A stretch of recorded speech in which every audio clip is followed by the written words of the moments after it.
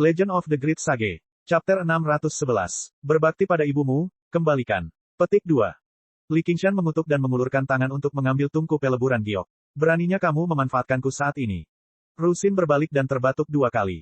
Dia berkata dengan suara tua, "Nak, dengan perawatan ini, aku merasa jauh lebih baik dari sakit kepalaku." Li Qingshan meraih bahunya, dan bahunya bersinar terang. Lapisan cahaya biru yang fleksibel muncul. Dia benar-benar kehilangan cengkramannya, dan cengkramannya terlepas dari genggamannya. Kaki Rusin terpeleset dan dia tergelincir 7 hingga 8 langkah. Dia memarahi, "Kamu ingin mengambil kembali apa yang kamu berikan. Apakah ini yang harus dilakukan seorang pria? Apakah aku laki-laki atau bukan, aku tidak perlu kamu memberitahuku." Li Qingshan mengulurkan tangan dan meraih. Telapak tangannya memancarkan cahaya spiritual dan berputar serta mengembang seperti pusaran air. Kekuatan isap yang kuat muncul. Tubuh Rusin miring dan dia memegang tungku peleburan giok dengan satu tangan. Dia melambaikan lengan bajunya ke belakang dan pita cahaya biru juga berputar ke tengah pusaran air. Pusaran air itu segera runtuh. Li Qingshan bersorak, "Bagus, sekarang lihat gerakan ini." Di ruang kecil ini, keduanya bertukar gerakan dan masing-masing menggunakan metode mereka sendiri. Li Qingshan menunjukkan semua pemahamannya tentang dao air akhir-akhir ini. Dia menggunakan kekuatan spiritual air untuk menciptakan segala macam perubahan. Entah itu keterikatan atau serangan yang kuat, semuanya diselesaikan dengan cekatan oleh Rusin. Tidak ada satupun botol dan toples di ruang alkimia yang rusak. Tentu saja, ini juga karena Li Qingshan tidak menggunakan kekuatan penuhnya. Ini bukan duel, dia hanya ingin melihat pemahaman Rusin dan metode dao air. Hasilnya tidak mengecewakan Li Qingshan. Jika dia berubah menjadi Putri Duyung, dia seharusnya lebih mendalam. Keduanya bertarung sebentar di ruang alkimia. Pada akhirnya, reaksi Li Qingshan lebih cepat. Dia menjebaknya dan untuk mencegahnya melarikan diri, dia memeluknya dengan satu tangan dan meraih tungku peleburan giok dengan tangan lainnya. Dia tersenyum, "Mari kita lihat di mana kamu bisa lari sekarang." Rusin tiba-tiba berteriak agar mereka berhenti. Li Qingshan tertegun sejenak. Dia menyadari bahwa keduanya agak terlalu intim. Dia berada di pelukannya, seolah-olah dia sedang bersandar di pelukannya. Rambutnya seperti awan, dan lehernya yang ramping seperti batu giok. Semuanya berada dalam jangkauan. Li Qingshan mengerutkan hidungnya dan mencium aroma wewangian obat yang kental, bercampur dengan aroma samar yang tak terlukiskan. Rusin tersenyum dan bertanya, "Apakah baunya enak?" Li Qingshan segera melepaskannya, dan dia berbalik. Wajahnya nakal. Di saat seperti ini, bukankah seharusnya seorang wanita merasa malu? Kenapa dia malah merasa sedikit malu? Rusin menggunakan jari-jarinya yang panjang dan ramping untuk merapikan rambutnya. "Mungkinkah kamu tergoda nafsu? Plin-plan, plin-plan, plin-plan, plin-plan. Anda ingin mengecewakan nona tertua klan Han, bukan?" Petik 2. Li Qingshan berkata, "Jelas bukan itu masalahnya. Saya berpikiran plin-plan, berpikiran plin-plan, berpikiran plin-plan, berpikiran plin-plan, berpikiran plin-plan. Meskipun saya sedikit tergoda oleh nafsu, berpikiran plin-plan jauh dari plin-plan berpikiran. 3 tahun lagi, ini akan menjadi hari pernikahan kita. Pada saat itu, aku pasti akan mengundangmu untuk hadir." Senyuman di wajah Rusin sedikit memudar. Dia menatap Li Qingshan dengan mata lembutnya. Li Qingshan merasa seperti ada asap dan awan yang berubah. Dia tidak bisa memahaminya. Rusin bertanya, "Apakah tidak apa-apa? Apa yang baik-baik saja?" Li Qingshan bingung. "Tidak ada. Kamu telah memberiku tungku pil dan memanfaatkanku. Sudah waktunya kamu pergi." Rusin melambaikan tangannya seperti sedang mengejar domba. "Kamu ingin mengusirku setelah memanfaatkanku. Lagi pula, siapa yang memanfaatkanmu? Aku punya hal lain yang perlu bantuanmu." Petik 2. "Apa itu? Saya ingin memahami jalur air lebih dalam. Bukankah itu berarti kamu jauh lebih kuat dariku? Itu hanya karena bakatku. Dalam hal pemahaman, aku jauh darimu." Setelah berpikir beberapa hari, Li Qingshan mengerti mengapa dia masih kurang memahami jalur air setelah mencapai lapisan keempat penyuruh. Karena bakat yang diberikan oleh penyuruh padanya terlalu kuat. Dia bisa mengendalikan elemen air seolah-olah itu adalah lengannya sendiri. Itu karena segalanya datang dengan sangat mudah. Sebaliknya, ia kehilangan keinginan untuk menjelajah. Sebagian besar perhatiannya tertuju pada pemurnian lebih banyak air untuk meningkatkan kekuatannya sendiri. Sebaliknya, para kultivator biasa yang tidak memiliki bakatlah yang tidak punya pilihan selain berusaha mencapai kesempurnaan dan dengan tekun memahaminya untuk meningkatkan kultivasi mereka sendiri dan kekuatan teknik mereka. Ada untung dan rugi. Namun, ia yakin, kerugian tersebut tidak sulit untuk ditebus. Rusin melirik ke arah jade melting cauldron di tangannya, "Baiklah, demi kesalehanmu." Li Qingshan berkata, "Aku merasa cepat atau lambat aku akan mencekikmu sampai mati dengan tanganku sendiri." Saat ini, panggilan Liu Chuanfeng terdengar dari luar ruang alkimia. "Qingshan, apakah kamu di dalam? Jika ya, jawablah aku. Ada sesuatu yang ingin aku diskusikan denganmu." Petik 2. Rusin berkata, "Ini mungkin tentang pertandingan eksibisi 9 prefektur. Silakan, saya akan menyempurnakan kuali peleburan giok terlebih dahulu. Setelah Anda selesai dengan urusan Anda, kami akan menemukan tempat yang cocok untuk bercocok tanam. Bisakah kamu tidak bersikap aneh? Lupakan saja, aku pergi."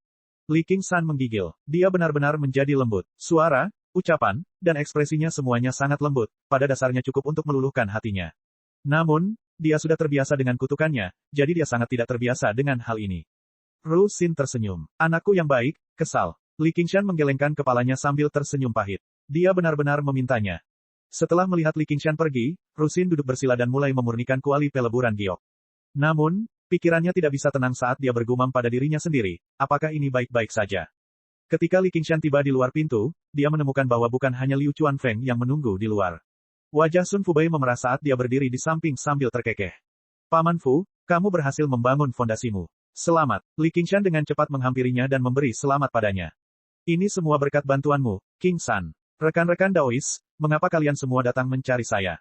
Li Qingshan kemudian menoleh untuk melihat Liu Changqing, Hua Shengzhan, Chu Danxing, Han Tiyi, dan yang lainnya, tersenyum saat dia bertanya. Li Qingshan telah turun dari atas. Seluruh ratusan aliran pemikiran tahu bahwa dia telah kembali. Dia bukan lagi sosok yang tidak berarti lagi di masa lalu. Banyak hal yang membutuhkan dia. Hua Shengzhan datang menemuinya untuk menangani masalah penjaga Hawk Wolf. Sebagai wakil komandan, dia bisa menangani berbagai hal untuknya, namun masih banyak hal yang mengharuskan dia mengambil keputusan sebagai komandan.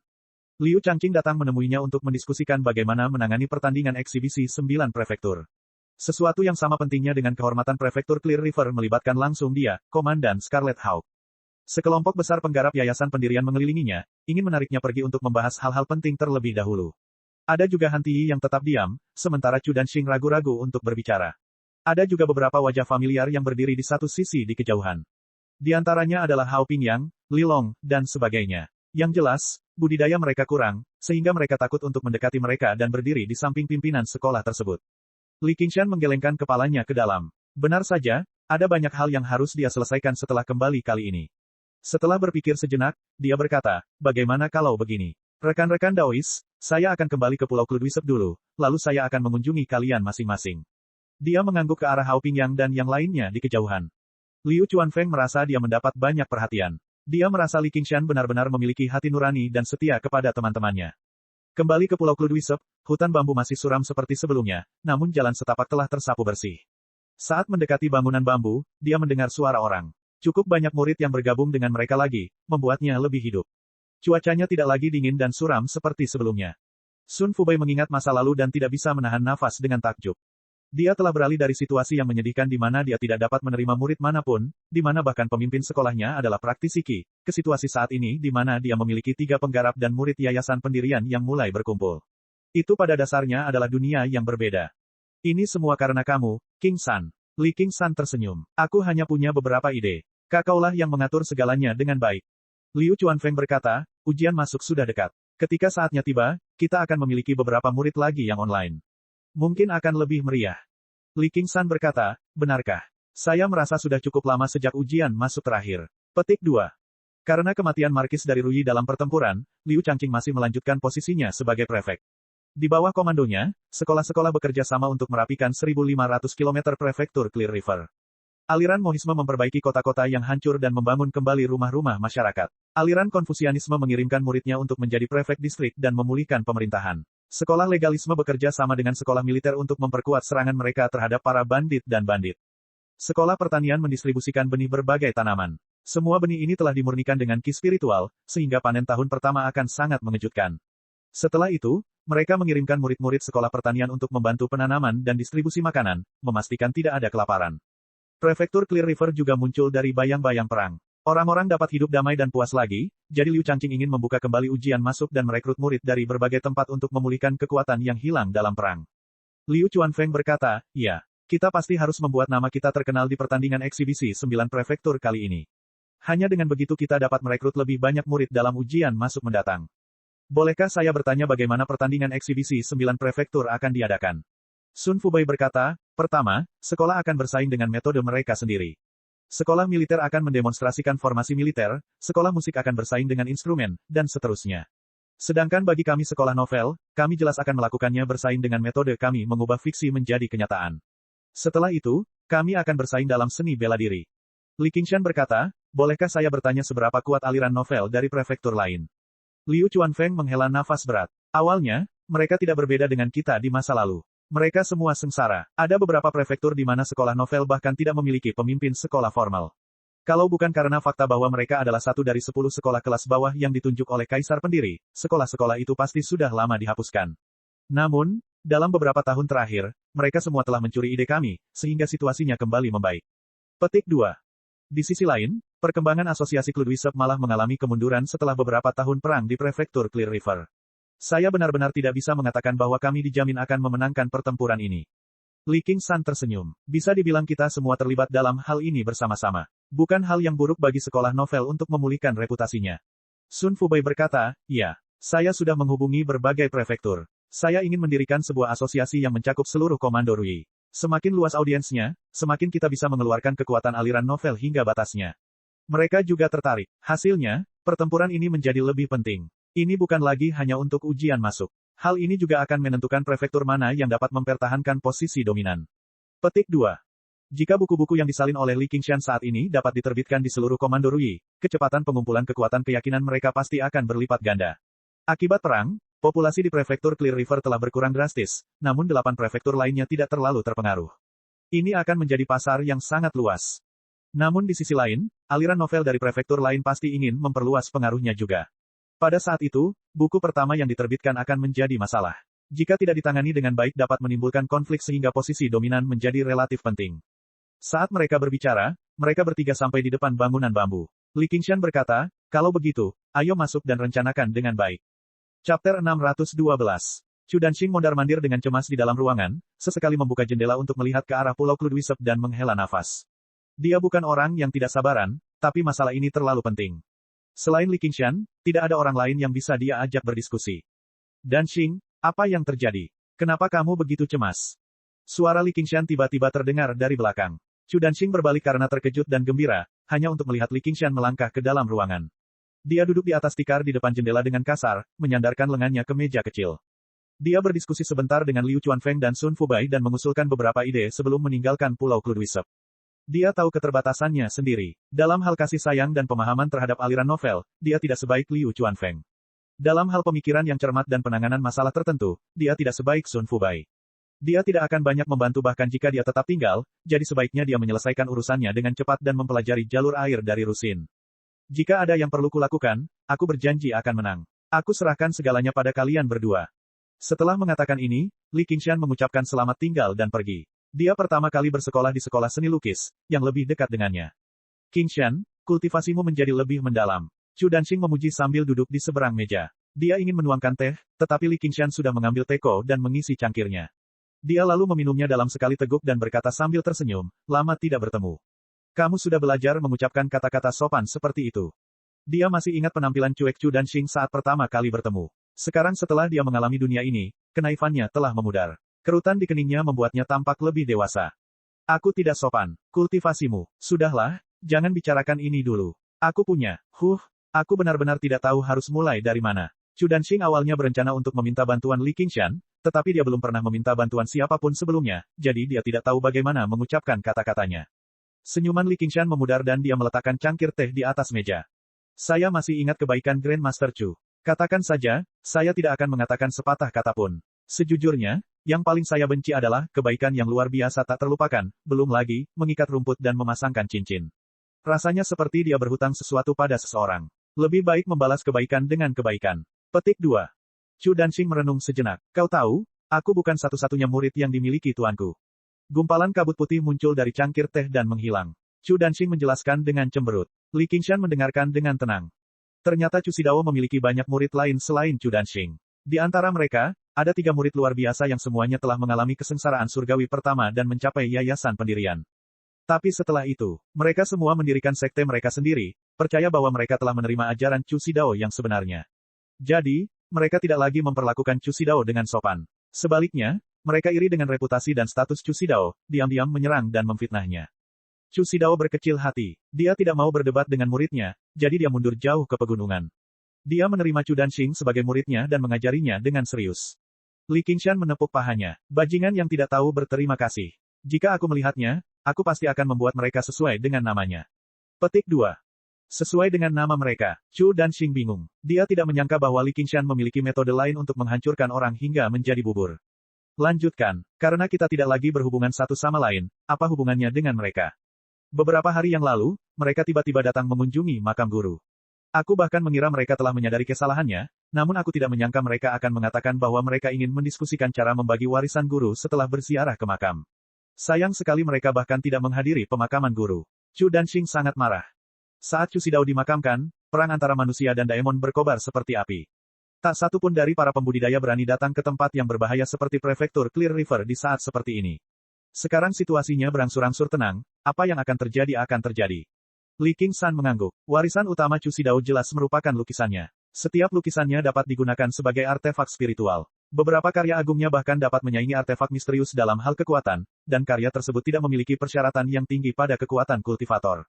Misalnya, bidadari surgawi menyebarkan bunga yang dimenangkan Li Qingshan juga dapat digunakan oleh praktisi Qi. Gadis surgawi yang mereka panggil bisa menyaingi seorang penggarap yayasan pendirian yang berkuasa, jadi itu bahkan lebih berharga daripada artefak misterius biasa. Tidak mengherankan jika kakak-kakak senior Chu Danxing akan iri dengan warisan seperti itu. Chu Danxing mengeluarkan kartu undangan yang digambar dengan tinta. Aku mencoba untuk mendorongnya beberapa hari yang lalu, tapi kali ini aku benar-benar tidak bisa mendorongnya.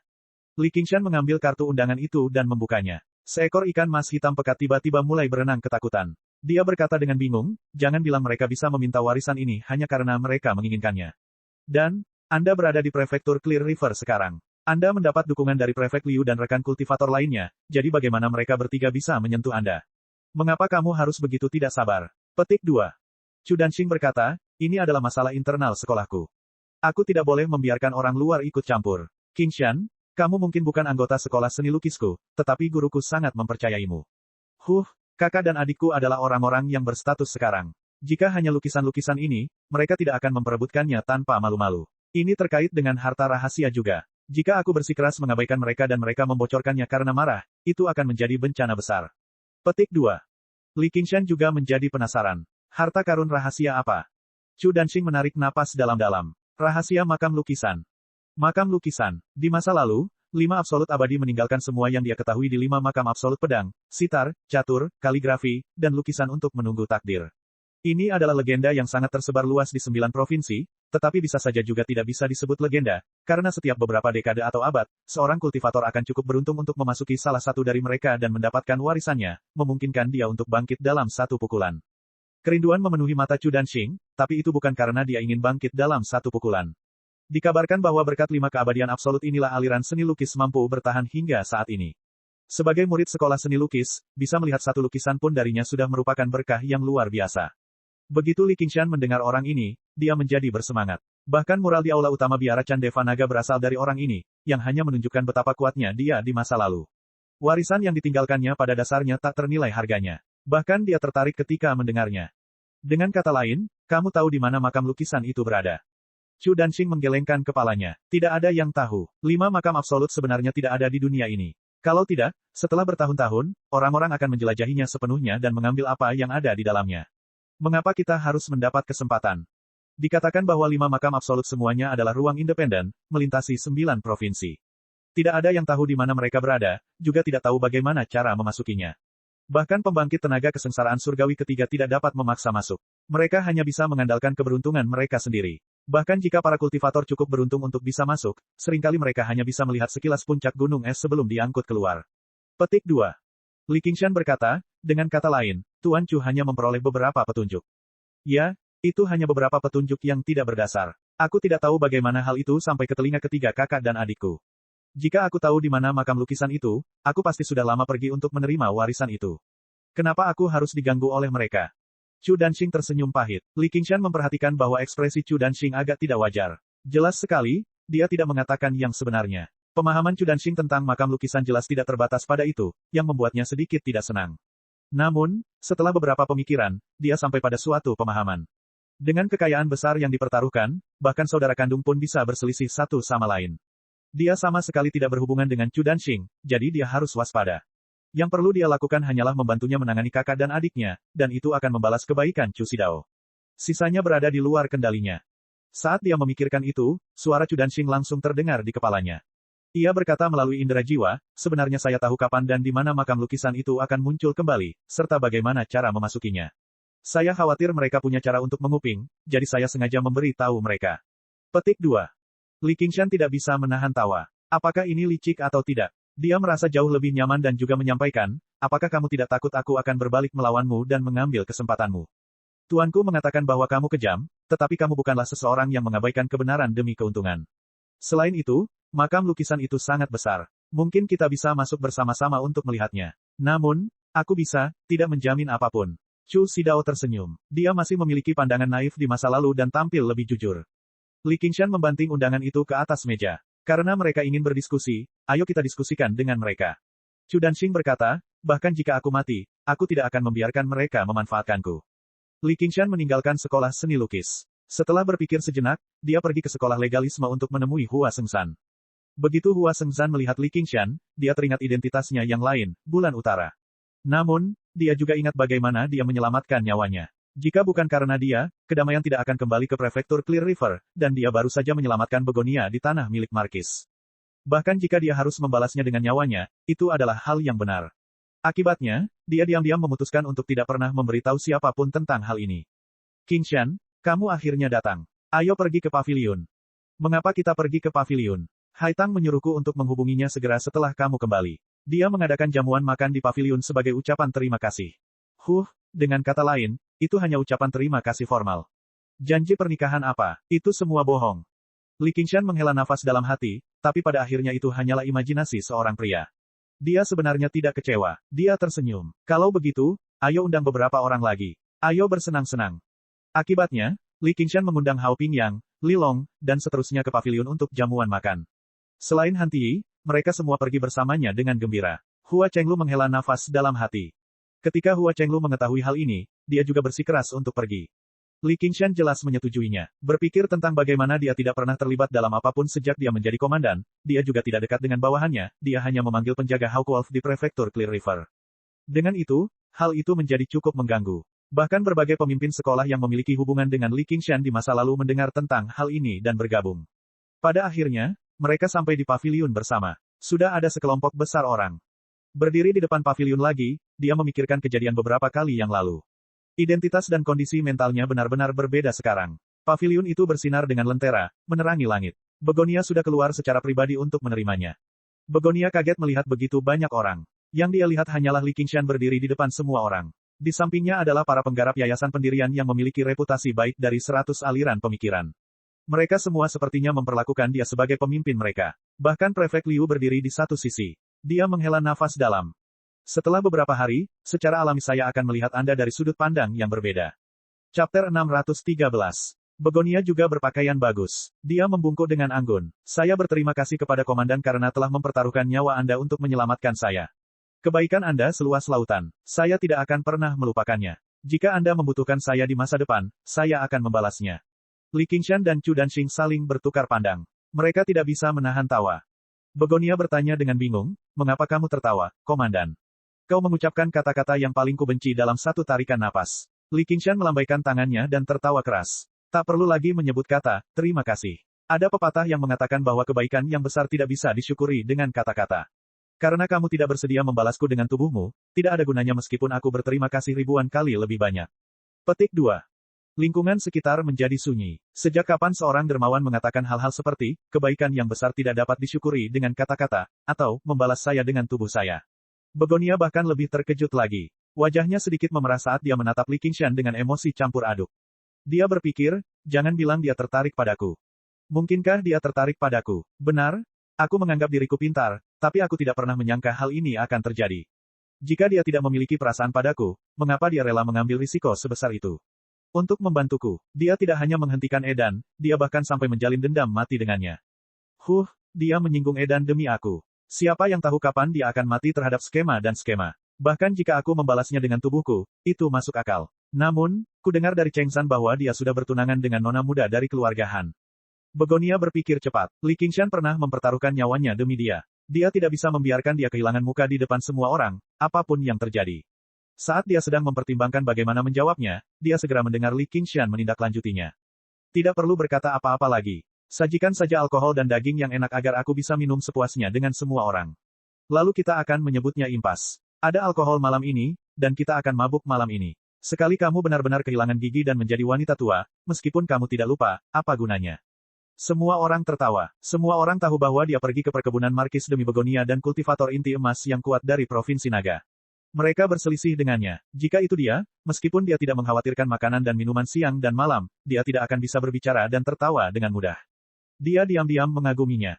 Baru pada saat itulah Begonia menyadari bahwa dia terlalu banyak berpikir. Dia tidak punya niat membalas kebaikannya. Dia hanya berbicara tanpa menahan diri, bertindak berani, dan tidak menyembunyikan keinginannya. Tapi dia tidak terkendali sama sekali. Pria yang sangat heroik, selera Kyongzi memang lebih enak dariku. Dengan kepahitan yang tersembunyi, dia melirik ke arah Hua Sengshan. Hua Sengshan menunduk dan terbatuk. Dia tersenyum dan berkata, jika komandan, tidak. King Shan, jika Anda benar-benar memiliki niat ini, saya tidak berani sombong. Namun, kita perlu menikah secara sah dan mengundang teman dan kerabat untuk menjadi saksi kita sebelum kita bisa menjadi teman kultivasi ganda. Petik 2. Semua pria yang hadir merasa iri. Nama Begonia sudah tersebar luas. Semua orang di komunitas budidaya di 1.500 km prefektur Clear River tahu tentang dia. Tidak ada seorang pun yang pernah dekat dengannya. Bahkan ada orang yang merasa jika bisa memperoleh keuntungan seperti itu, bermusuhan dengan dan pun bukanlah hal yang tidak bisa diterima. Li Qingshan menggelengkan kepalanya dengan berat. Itu tidak akan berhasil. Kyongzi pasti akan menyerahkan nyawanya padaku. Semua orang kembali tertawa keras. Begonia juga tersenyum. Kalau begitu jangan salahkan aku karena menolak mengabdikan diriku padamu.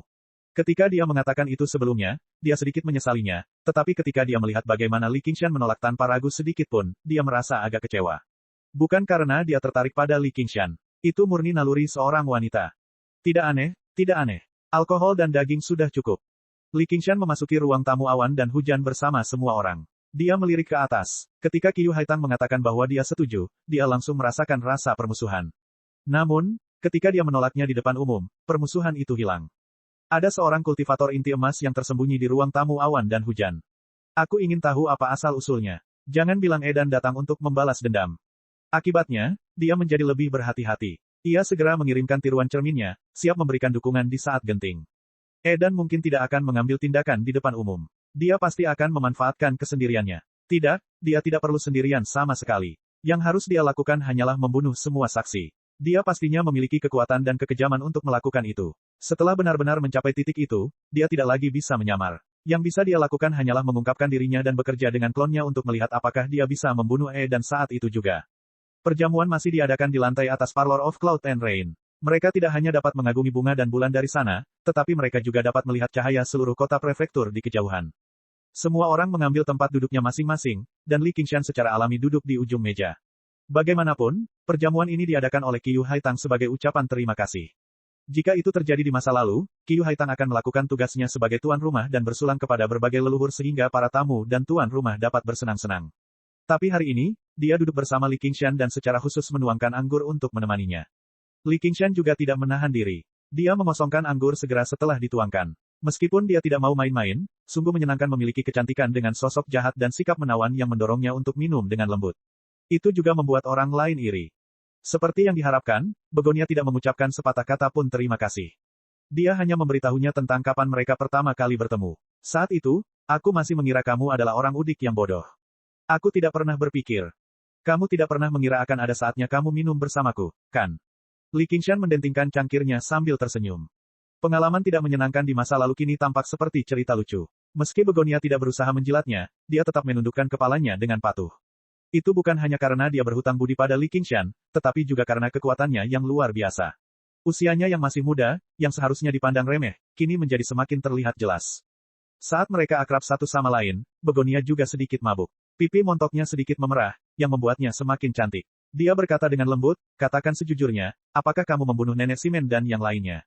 Yah, itu sulit untuk dikatakan. Li Qingshan tersenyum. Setelah mencapai titik ini, tidak masalah meskipun dia mengakuinya. Sebagai komandan Scarlet Hawk, dia telah mengalahkan praktisi Qi yang lebih kuat di masa lalu meskipun merupakan pihak yang lebih lemah, membunuh beberapa praktisi Qi yang berani menindasnya. Bukan hanya itu bukan hal yang buruk, tapi itu malah suatu kehormatan. Namun dalam sekejap, dia merasakan permusuhan muncul lagi, namun dengan cepat menghilang. Lupakan saja, aku tahu kamu tidak ingin mengatakannya. Lagi pula, itu tidak akan membuat banyak perbedaan. Begonia tidak peduli. Dia bahkan meminjam kekuatan Li Qingshan untuk membunuh Wei Zongyuan, yang memiliki motif tersembunyi terhadapnya. Kehidupan beberapa praktisi Qi kecil sebenarnya bukan apa-apa.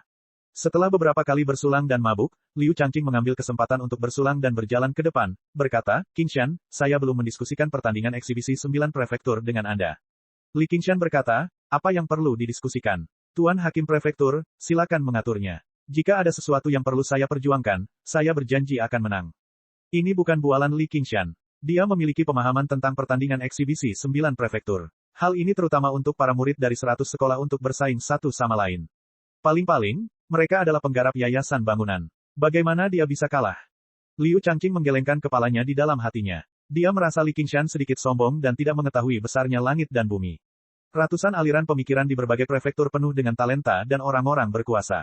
Dengan budidayanya di pertengahan yayasan pendirian, bagaimana dia bisa mengatakan dia yakin akan kemenangan? Dia juga telah mendengar garis besar pertempuran Li Qingshan melawan para pemakan api. Dia memiliki keunggulan geografis dalam pertempuran itu, dan dia hampir kalah, hanya berhasil menyelamatkan situasi setelah mengalami banyak kesulitan. Dia tidak merasa Li Qingshan sangat kuat. Qingshan, izinkan saya memberi Anda sedikit nasihat sebagai senior. Menjadi muda dan bersemangat itu baik, tetapi mudah untuk menghancurkan sesuatu jika Anda terlalu keras kepala. Anda perlu belajar bagaimana menyembunyikan keunggulan Anda.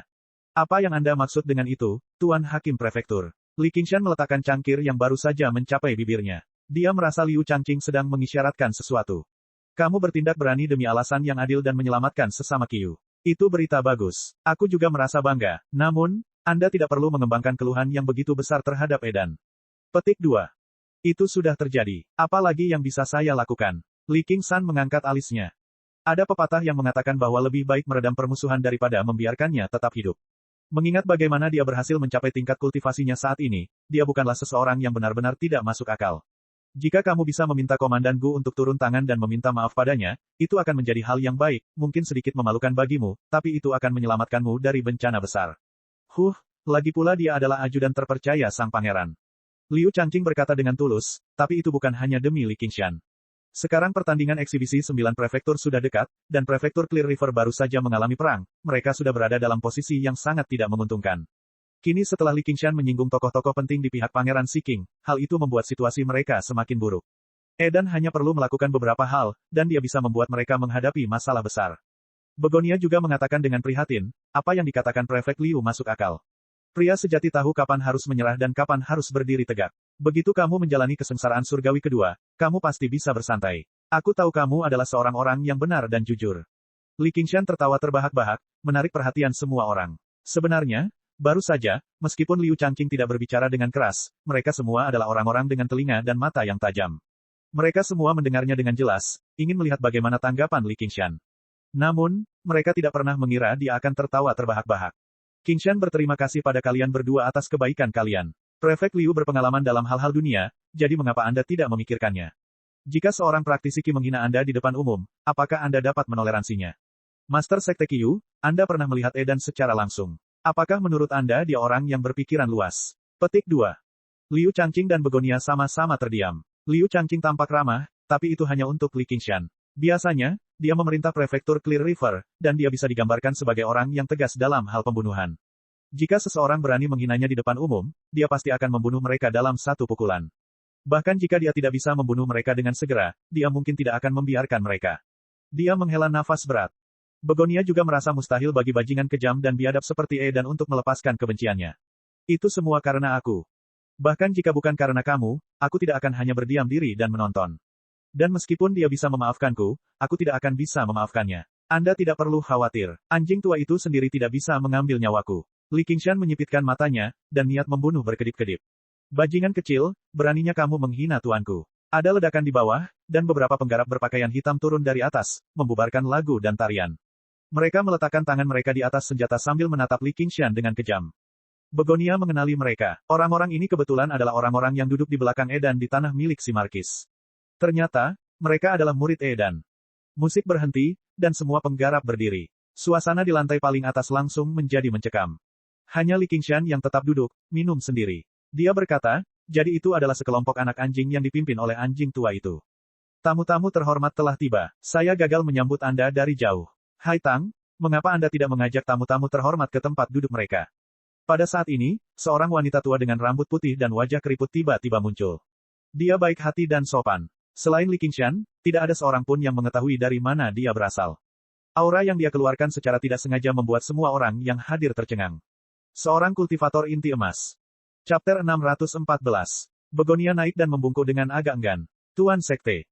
Para pembudidaya berbaju hitam semuanya mengenakan jubah ketat dan memancarkan aura pembunuh. Anda dapat mengetahui dengan sekali pandang bahwa mereka adalah orang-orang yang telah melalui pertempuran hidup dan mati. Pemimpinnya adalah pria galak berusia 30-an. Dia naik dan mengamati wanita tua itu. Nama keluargaku dan namaku Feng. Jadi kau adalah ketua sekte Yu dari sekte awan dan hujan. Benar saja, kau memang punya pengaruh. Kau tidak bisa dibandingkan dengan bajingan kecil. Saat dia mengatakan itu, dia melirik Li Qingshan. Li Qingshan terus minum sendirian sambil berpikir, orang-orang ini mungkin tidak datang secara khusus untuk berurusan denganku, atau mereka tidak akan terlalu tidak sabar. Mari kita lihat apa yang mereka coba lakukan. Kamu master sekte apa? Kamu bisa memanggilku nenek kamu saja. Mengapa kamu secara khusus mengunjungi sekte awan dan hujan kami dari tempat yang begitu jauh? Kata-kata kasar Feng membuat nenek Yu sedikit marah, tapi dia tetap sopan, karena dia tahu orang yang berdiri di belakang mereka adalah dan bahkan Pangeran Siking. Meskipun dia telah mengalami kesengsaraan surgawi kedua setelah mengalami beberapa kesulitan, dia adalah salah satu kultivator inti emas yang paling lemah. Karena penampilannya yang layu, bahkan seni pesona yang paling dia kuasai tidak dapat memberikan banyak efek. Dia tahu dia tidak lagi memiliki kesempatan untuk mengambil langkah maju, jadi mengapa dia cukup berani untuk menyinggung tokoh paling berkuasa di Komando Rui. Feng melihat bagaimana Li Qingshan tidak membalas, jadi dia pikir dia menjadi takut. Dia berpikir, bajingan kecil ini cepat atau lambat akan mati, jadi tidak ada gunanya menyia-nyiakan nafasku padanya di sini. Hari ini, saya akan menunjukkan kepada Anda bahwa orang yang ingin Anda selamatkan masih tidak dapat lepas dari tangan kami. Aku akan menamparmu dengan kejam di depan banyak orang. Tuan kami menyukai nyonya kecil dari sekte awan dan hujan Anda. Ini adalah hadiah pertunangan. Cepat dan suruh dia kembali bersama kami dan menikah dengan Tuan. Kami harus menelepon nyonya kecilnya juga. Para pembudidaya berbaju hitam tertawa terbahak-bahak. Saat Feng berbicara, dia mengeluarkan setumpuk emas, perak, dan permata dari 100 kantong harta karunnya, membentuk gunung kecil dalam sekejap mata. Permata dan permata bersinar cemerlang. Nenek Yu telah memutuskan untuk menjaga perdamaian, tetapi ekspresinya berubah sedikit. Para pembudidaya di prefektur Clear River semuanya mengerutkan kening. Mungkin harta karun ini tak ternilai harganya bagi manusia, namun bagi para penggarap, harta itu bagaikan tanah, dan mereka bisa mendapatkan sebanyak yang mereka inginkan. Di dunia fana, itu seperti tumpukan besi tua. Mengatakan bahwa seseorang ingin menikahi putri seseorang adalah suatu penghinaan yang terang-terangan. Dan ditolak secara terbuka oleh Begonia. Setelah dipermalukan oleh Li Qingshan, jelas bahwa dia tidak bisa menerima begitu saja dan datang untuk membalas dendam. Sebagai orang yang terlibat, Begonia berkata dengan dingin, saya sudah mengatakan bahwa saya tidak akan menikah dengan tuanmu. Ambil barang-barang ini dan kembali. Tidak ingin menikah. Feng memutar matanya dengan tatapan garang. Itu adalah murid sejati Edan. Nenek, bagaimana menurutmu? Ini, tuan kita akan menjadi jenderal besar Komando Rui. Dia pada dasarnya menunjukkan rasa hormat yang cukup pada sekte awan dan hujan dengan datang membawa hadiah pertunangan. Jangan bilang kamu akan mengecewakannya. Feng menyipitkan matanya pada nenek Yu. Dia tidak takut sedikit pun terhadap identitasnya sebagai seorang kultivator inti emas, dan dia juga tidak menyembunyikan ancaman dalam kata-katanya. Bagaimana ini seorang kultivator? Dia pada dasarnya seperti bajingan lokal. Dengan murid seperti itu, sudah jelas seperti apa gurunya. King San, kamu benar. Saya terlalu naif. Petik 2. Liu Changqing mengerutkan kening dalam-dalam dan berkomunikasi dengan Li Qingshan secara diam-diam. Aliran Konfusianisme selalu mementingkan etika, jadi mereka paling tidak bisa mentolerir orang-orang seperti ini. Li Qingshan tersenyum dan tidak berkata apa-apa. Siapa bilang kultivator harus berbudaya dan beradab? Sopan dan sopan. Para penggarap iblis yang mengamuk di 9 provinsi di masa lalu. Berapa banyak tindakan yang mereka lakukan tanpa hati nurani. Benar-benar tanpa rasa kemanusiaan. Kultivasi adalah tentang memahami sifat diri sendiri. Tidak ada seorang pun yang terlahir sebagai orang yang berbudi luhur dan berbudi luhur. Dari sudut pandang tertentu, orang seperti Edan pada dasarnya mengikuti kodratnya sendiri. Bagi saya jelas akan mengikuti sifat saya sendiri dan membantai semua pemandangan buruk ini. Beraninya aku. Nenek Yu secara pribadi percaya bahwa dia adalah pembicara yang baik, tetapi melawan orang yang begitu kejam dan keras kepala, dia tidak berani mengatakan apapun. Tidak ada yang bisa dia lakukan sama sekali. Nenek Yu, naik turunnya sekte awan dan hujan semuanya bergantung padamu. Kamu tidak sanggup berpisah dengan murid ini saat ini, tapi dia bukan satu-satunya yang harus berpisah denganmu di masa depan. Apakah kamu akan setuju atau tidak? Feng mengambil satu langkah lebih dekat, sebenarnya menekan seorang penggarap inti emas sebagai penggarap yayasan pendirian. Dia tidak sepenuhnya bergantung pada otoritas tuannya. Dia juga seorang penggarap yayasan pendirian. Meskipun ia berada di wilayah budidaya utama yang jauh dari inti emas, keahlian nenek Yu tidak pernah terlibat dalam konfrontasi terbuka. Dia menghabiskan seluruh hidupnya dengan licik dan berkomplot melawan orang lain. Jarang sekali dia benar-benar bentrok dengan orang lain.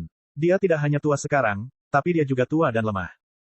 Feng sedang dalam masa puncaknya. Entah berapa banyak pertarungan hidup dan mati yang dia alami di arena, dan dia dilengkapi dengan artefak misterius. Jika mereka benar-benar bertarung, dia yakin dia tidak akan kalah dari tua ini. Kalau begitu aku setuju. Benar saja, Nenek, kamu tidak memiliki sifat keras kepala sedikit pun. Dia semakin menghargai hidupnya. Dia akhirnya menjadi seorang kultivator inti emas setelah melalui begitu banyak kesulitan, jadi bagaimana dia bisa rela mati di bawah murka Edan. Dengan itu, tidak hanya semua orang menghela nafas, tapi Begonia bahkan berteriak, Master Sekte. Hai Tang, bagaimana Sekte Awan dan Hujan kami memperlakukanmu? Nenek Yu berkata dengan lembut. Dia baik hati seperti seorang nenek tua, pada dasarnya memancarkan cahaya penuh kebajikan.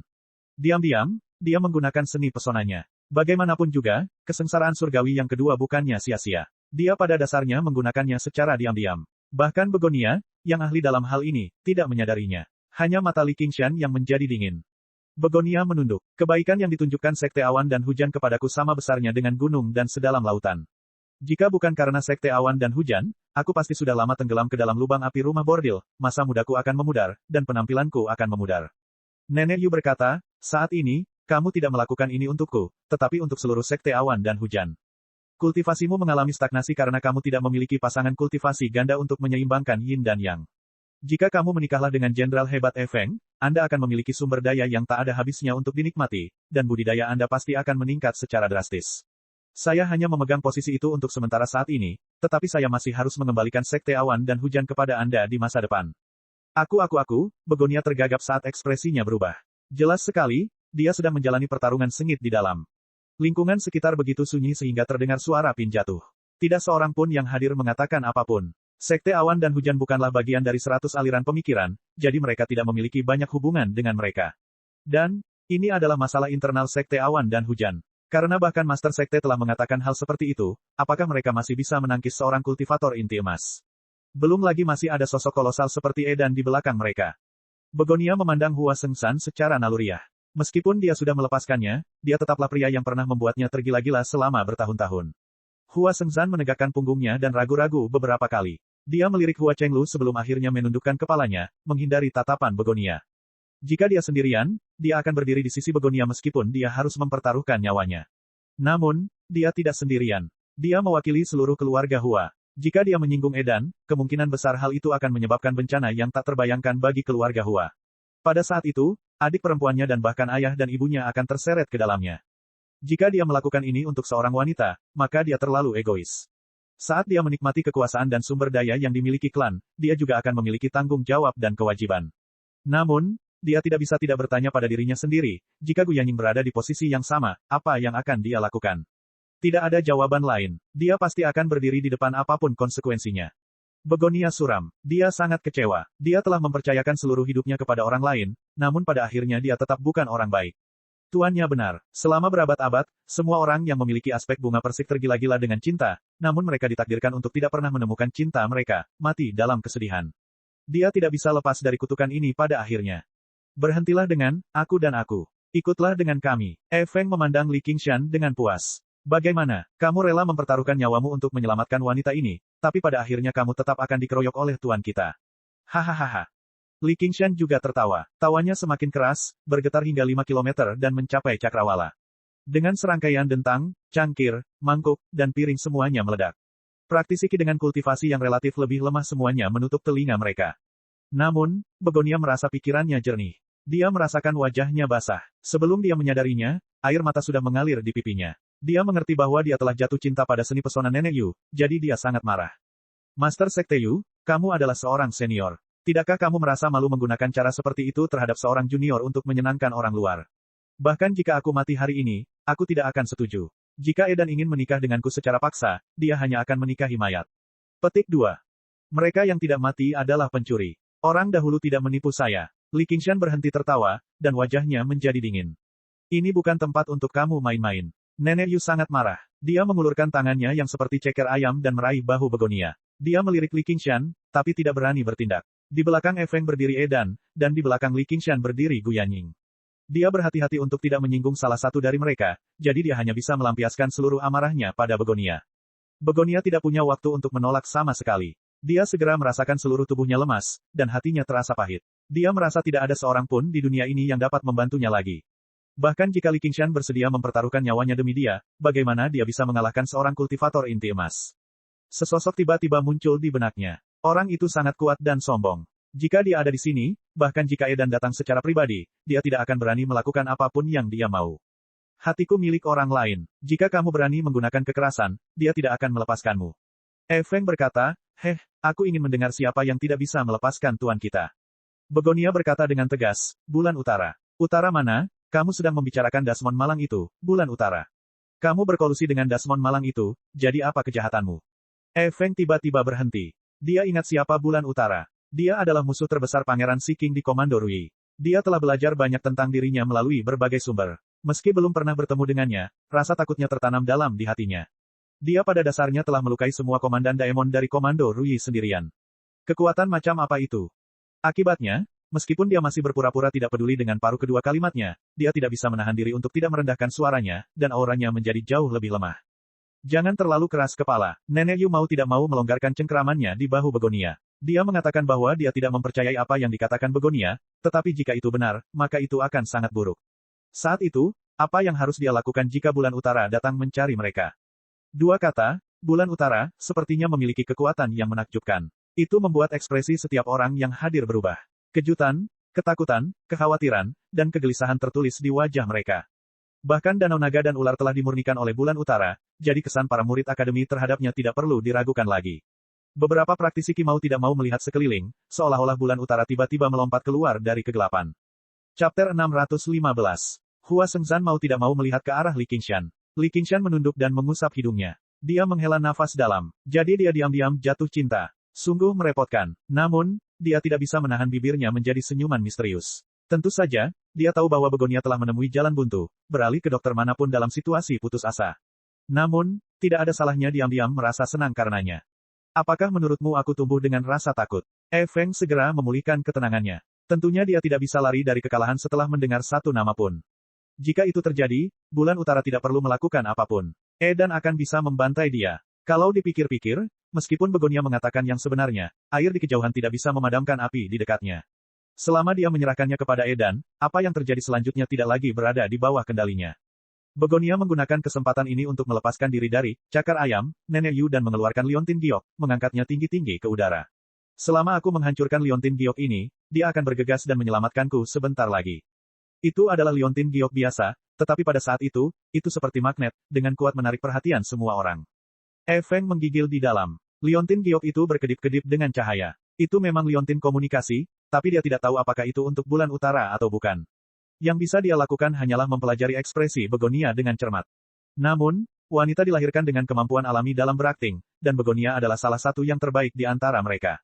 Setelah mempraktikkan seni pesona selama beberapa dekade, ekspresi dan sikapnya sempurna. Feng mau tidak mau menjadi ragu-ragu. Melihat bagaimana dia berhasil melumpuhkan angin jahat dengan gerakan ini, Qiyu Haitang sedikit menenangkan diri. Dia harus menemukan cara untuk melarikan diri secepat mungkin. Dia tidak bisa lagi tinggal di Komando Rui, tapi bagaimana cara melarikan diri adalah sebuah masalah. Feng dan yang lainnya seperti serigala yang rakus. Bagaimana mereka bisa membiarkan mangsanya melarikan diri? Begonia berkata kepada Li Qingshan melalui indera jiwa, jika saya berani membuat permintaan terakhir. Jangan ragu untuk memberitahuku. Aku akan mencari cara untuk melarikan diri nanti. Jika situasinya tidak menguntungkan, tolong blokir itu untukku. Jika tidak berhasil, aku akan langsung menggorok leherku. Aku tidak akan pernah dipermalukan. Jika saya bisa melarikan diri hidup-hidup, saya pasti akan memenuhi keinginan Anda di masa depan. Jangan khawatir, saya tidak akan memberitahu Qiongxi. Petik 2. Begonia juga sedikit berkecil hati saat ini. Dia merasa bahwa meskipun Li Qingshan bukanlah orang yang dia cintai di dalam hatinya, dia tetaplah orang yang baik. Setidaknya, dia jutaan kali lebih kuat dari Edan. Baginya yang mempertaruhkan nyawanya untuk menyelamatkannya berkali-kali, selain tubuh ini, tidak ada lagi yang bisa dia bayar. Karena kamu jatuh cinta dengan orang lain, mengapa aku memanfaatkan situasi berbahayamu? Aku hanya perlu menundanya sampai Bulan Utara tiba, kata Li Qingshan dengan tegas. Namun dalam hatinya dia berpikir, pilih saja salah satu dari dua ini. Saya tidak keberatan. Petik 2. Begonia hanya bisa tersenyum pahit di dalam hatinya. Apakah Anda benar-benar percaya bahwa saya ada hubungannya dengan Bulan Utara? Terlepas dari pertemuan singkat beberapa tahun lalu, mereka hanya bertemu dari jauh. Tubuh Feng tiba-tiba bergetar. Dengan wajah penuh rasa tidak percaya, dia menunjuk ke arah Li Qingshan di belakang Begonia dan berseru, Bulan Utara. Tatapan semua orang mengikuti arah yang ditunjuk Feng dan memandang ke arah Li Qingshan. Li Qingshan bergidik. Bagaimana orang ini bisa mengetahui identitasku? Pikiran Begonia sedikit terganggu. Hembusan angin kencang datang, dan angin jahat langsung menuju liontin giok di tangannya. Begonia ragu-ragu. Jika dia benar-benar menghancurkan liontin giok itu, bukankah kebohongannya akan terungkap? Dengan keragu-raguan ini, liontin giok itu jatuh ke tangan Feng. Semua orang tahu bahwa Feng sengaja menipu Begonia. Dia diam-diam memarahinya karena tidak tahu malu, tetapi hatinya yang terangkat ke tenggorokan juga kembali ke perutnya. Selain Hua Sengshan, tidak ada yang tahu bahwa Feng menunjuk dengan santai. Dia sebenarnya bisa melihat rahasia surgawi. Feng melemparkan liontin giok di tangannya dan berkata dengan sombong, ternyata aku salah. Namun, binatang buas dan penjahat adalah jenis yang sama. Apa menurutmu aku akan percaya benda ini bisa memanggil bulan utara? Apakah menurut Anda saya belum pernah menyelidiki Anda sebelumnya? Anda sebaiknya kembali bersama kami dengan patuh. Bahkan jika bulan utara datang. Menghadapi tuanku, kamu hanya bisa lari dengan kekalahan. Petik 2. Meskipun dia terlihat seperti hooligan, dia sebenarnya sangat teliti dan berhati-hati. Namun kenyataannya, dia teliti dan berhati-hati. Kalau tidak, dia tidak akan bisa bertahan sampai sekarang. Begonia mencibir dan berkata, hancurkan jika kamu punya nyali. Apakah menurutmu aku tidak berani? Menurutku kamu tidak berani. Apa menurutmu aku bodoh? Hentikan omong kosong itu dan kemarilah. Feng tiba-tiba melancarkan serangan. Dia melambaikan jaring perak besar dan menutupi kepala Begonia.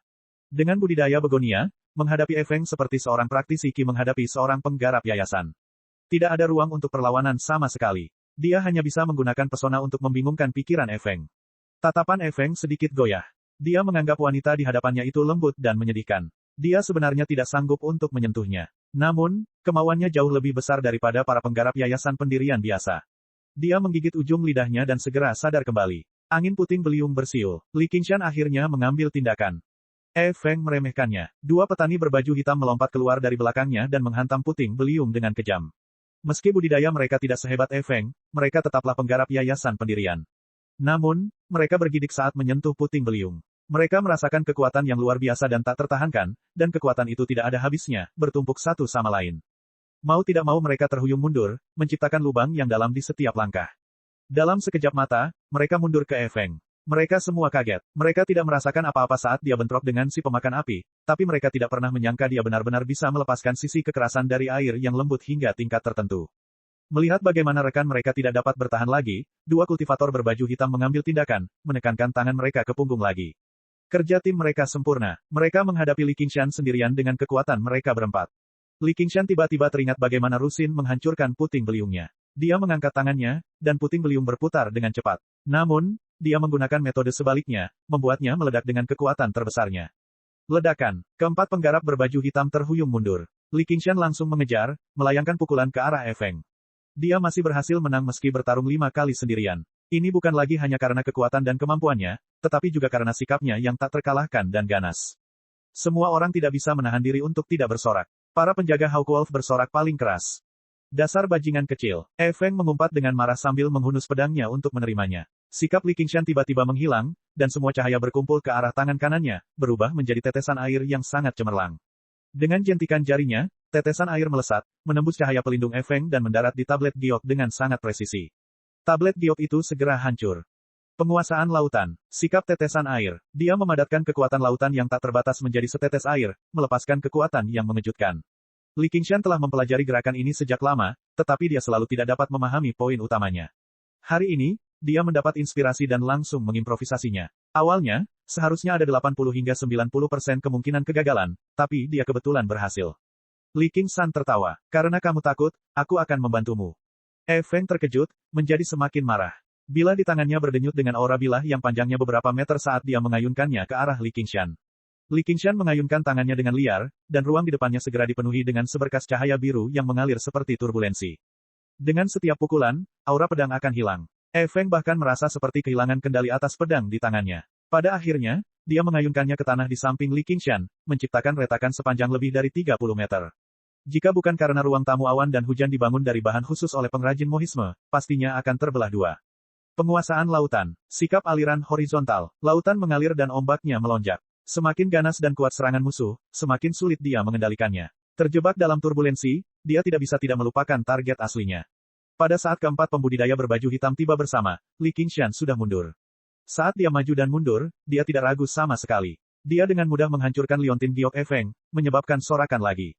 Feng mengangkat tangannya dan menghentikan adik-adiknya. Teknik kecil ini mengejutkan, dan dia memiliki identitas seorang komandan Scarlet Hawk. Mereka tidak bisa membunuhnya di sini hari ini, mereka juga tidak bisa. Saat ini, masalahnya adalah apakah bulan utara akan datang atau tidak karena liontin gioknya telah hancur. Ini juga merupakan pertanyaan di benak semua orang. Li Qingshan tersenyum pada Begonia, yang membuat hati Begonia tersenyum pahit. Kenapa kamu tidak mencari cara saja untuk membawaku keluar? Namun, dia tidak berani menunjukkannya di wajahnya. Sebaliknya, dia mencibir. Tunggu saja. Feng tertawa terbahak-bahak. Apakah kamu benar-benar berpikir aku akan takut pada Dasmon Malang? Kamu telah menggunakannya berkali-kali untuk menakutiku. Namun, dia tidak bisa menahan diri untuk terlihat sedikit pengecut di dalam. Jika kamu tidak takut, tunggu saja di sini bersamaku sebentar. Setelah mencapai titik ini, yang bisa dilakukan Begonia hanyalah menanggungnya tanpa ada pilihan lain. Dia jelas tahu bahwa meskipun dia menunggu sekitar 1 dekade lagi, bulan utara tidak akan datang. Ada urusan yang harus aku selesaikan. Bagaimana aku bisa membuang-buang waktuku di sini bersamamu? Feng berjalan menuju Begonia. Ada kilatan cahaya di hadapannya, dan tubuh besar Li Qingshan berdiri di depan Begonia untuk melindunginya. Feng tahu bahwa mustahil baginya untuk mengalahkan Li Qingshan secepat itu.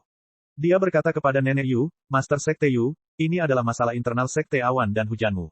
Bagaimana kamu bisa membiarkan orang luar ikut campur? Hai Tang, berhentilah bersikap keras kepala. Nenek kamu berkata dengan tegas. Tepat ketika dia hendak menyerang, Li Qingshan berdiri dengan tangan bersilang dan berkata dengan acuh tak acuh. Ketika bulan utara datang kemudian dan menanyakan apa yang terjadi di sini, saya tidak keberatan memberitahunya. Nenek Yu langsung gemetar ketakutan. Feng berkata, kamu adalah Komandan Scarlet Hawk yang perkasa, namun kamu sebenarnya berkolusi dengan Dasmon Malang.